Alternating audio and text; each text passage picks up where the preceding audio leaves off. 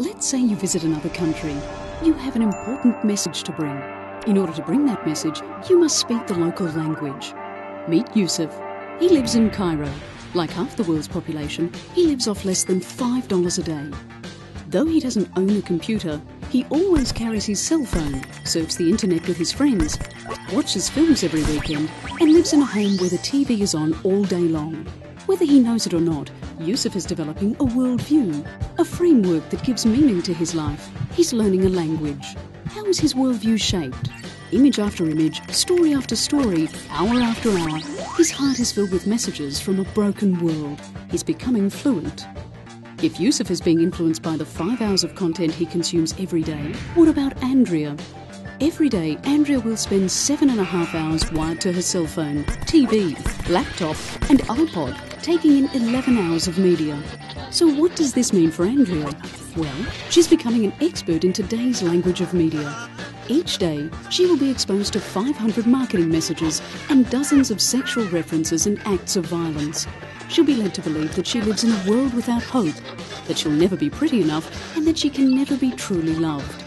How can Yuseff and Andrea discover the true story of their existence? In the midst of the deceptive messages, how will they understand the truth of the God who loves them? Who will translate? We will, but to do so we must communicate in their language, the language of visual story. Jesus revealed the kingdom through stories related to the everyday lives of people.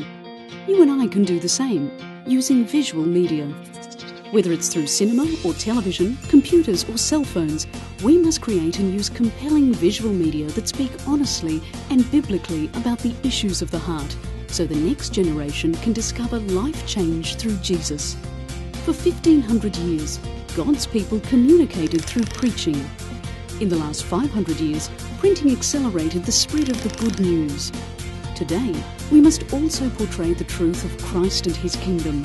There is another culture being formed, another world focused on corrupting ideals complete with its own language.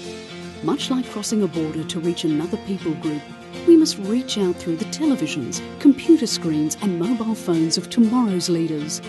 Together, we must learn to speak to Yuseff and Andrea and countless others around the world with the powerful language of visual story.